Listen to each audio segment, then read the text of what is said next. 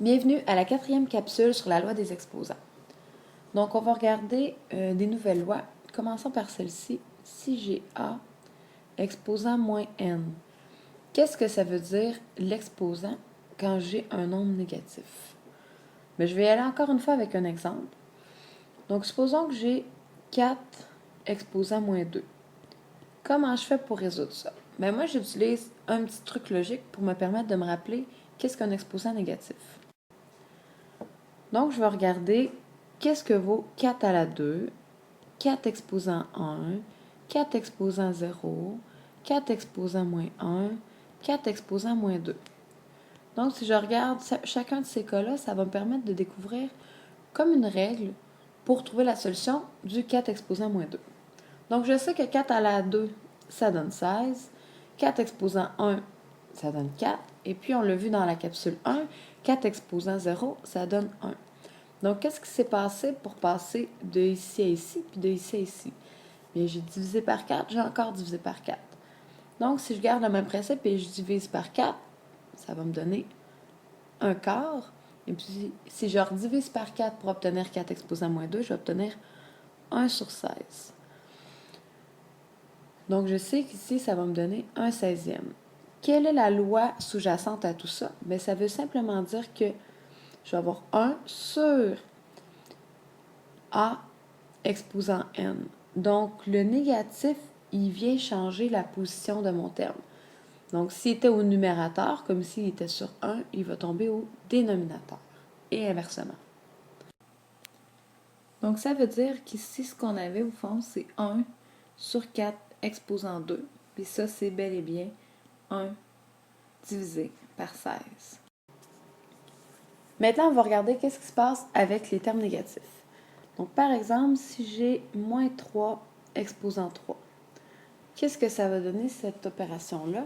Bien, j'ai moins 3 multiplié par moins 3 multiplié par moins 3. Ça, c'est par la définition. Donc, 3 fois 3 fois 3, je sais que ça va me donner 27. Maintenant, qu'est-ce qui se passe avec le terme négatif? Bien, le terme négatif, comme j'ai des parenthèses, il est multiplié à chaque fois. Donc, j'ai moins fois moins fois moins. Ça va me donner moins 27.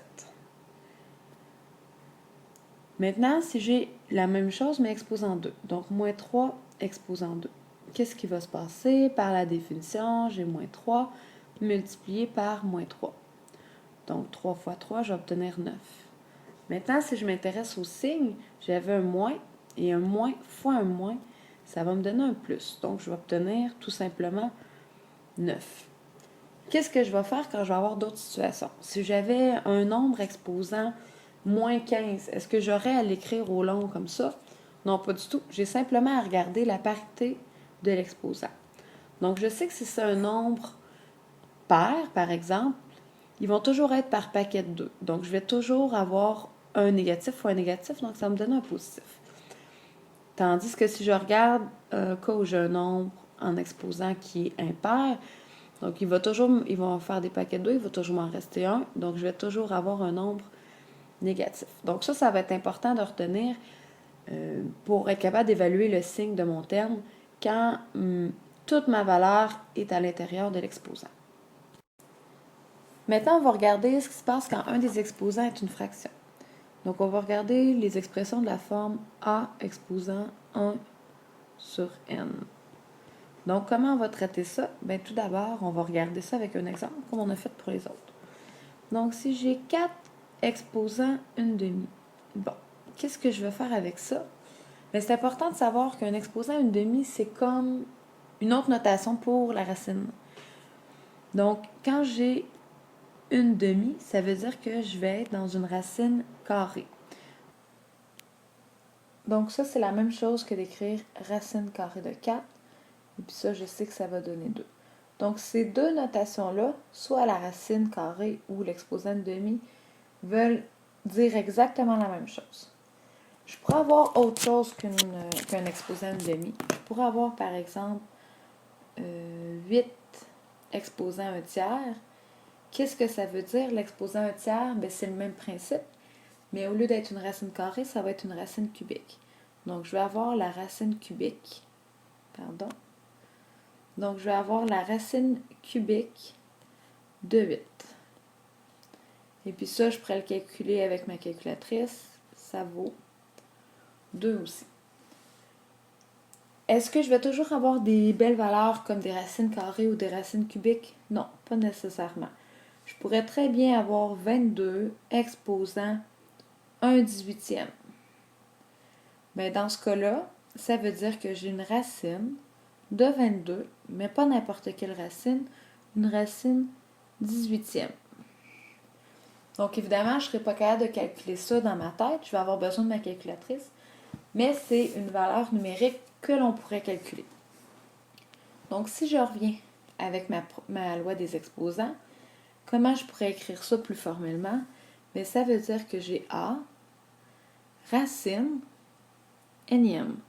Donc, le petit n ici, comme on avait mis ici le 3 ou le 18, indique quel type de racine. Dans le cas de la racine carrée, on ne sera pas obligé de le mettre. Par défaut, s'il n'y a rien d'écrit, on va dire que c'est une racine carrée. Donc, il reste une petite chose à rajouter à ça. Il faut dire que n ne pourra pas prendre n'importe quelle valeur. N doit prendre une valeur entière positive pour que ça fonctionne. On va regarder d'autres exemples et exercices ensemble. Donc, si on faisait le A ensemble. Donc, dans ce cas-ci, on voit qu'on a une fraction comme exposant, mais on n'a pas une fraction de la forme 1 sur quelque chose, on a 3 sur quelque chose. Donc, qu'est-ce que ça veut dire? Mais ça veut dire que j'ai x exposant 3, et puis le dénominateur au niveau de la fraction, lui, il interpelle la racine. Donc, je vais aller chercher ma racine cinquième de mon terme. Donc, je peux écrire sous cette forme-là ou sous cette forme-là. C'est totalement équivalent. Maintenant, essayez de faire le deuxième, de l'écrire sous la forme d'un exposant fractionnaire.